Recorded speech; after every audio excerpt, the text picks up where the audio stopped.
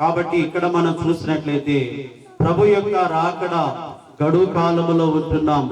ప్రభు రాబోతున్నారు. మరి మొదటి దశలోని పత్రిక 4వ అధ్యాయము 16వ వచనము చదువుకుందాం. ఆర్భాటముతోను ప్రధాన దూత శబ్దముతో దేవుని బోరతో పరలోకము నుండి ప్రభు దిగివచ్చును. క్రీస్తునందు మృతులైన వారు మొదట లేతురు. కాబట్టి ఇక్కడ మనం చూస్తే మరి ఆ మీదట సజీవులమై నిలిచియుండు మనము వారితో కూడా ఏకముగా ప్రభుని ఎదుర్కొనుటకు ఆకాశ మండలమునకు మేఘముల మీద కొనిపోబడుదుము కాక మనము సదాకాలము ప్రభుతో కూడా ఉందుము. ఈ మాటలతో మనం ఏం చేయాలంట? ప్రభు యొక్క మరి సిద్ధపాటు కలిగి, ప్రభు యొక్క రాకడకు సిద్ధపాటు కలిగి ఉండాలి.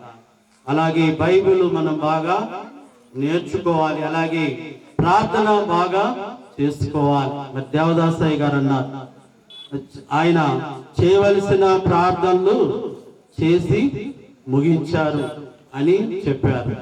కాబట్టి మరి ఎన్ని ప్రార్థనలు చేశారో మరి దేవదాసయ్య గారు ప్రార్థనలు బట్టి అనేక ప్రాంతములో బైబిల్ మిషను మరి మరి ఈ యొక్క కాలములో విస్తరింప చేయటము జరుగుతుంది.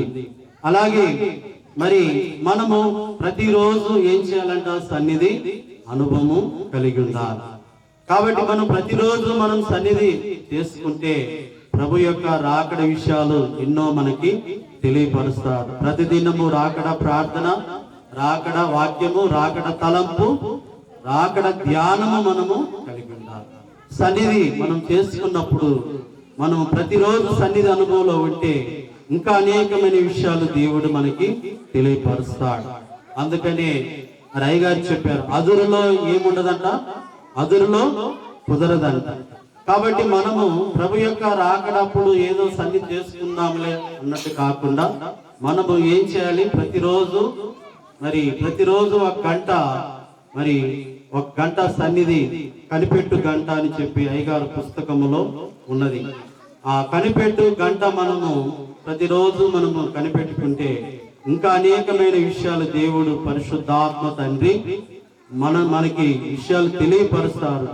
కాబట్టి మన యొక్క పరిపూర్ణత కొరకు పరిశుద్ధాత్మ తండ్రి మన కొరకు ఏం చేస్తున్నారంట? ఆయన ప్రసవ వేదన పడుచున్నారు. కాబట్టి ప్రభు యొక్క రాకడ గడువు కాలములో మనం వచ్చున్నాము.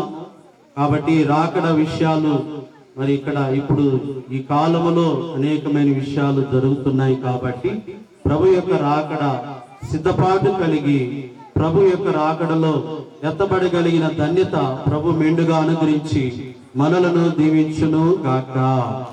ఆమేన్. మరి చిన్న ప్రార్థన అయ్యగారు కూడా ఒక పాటల పుస్తకములో మరి రాశారేమని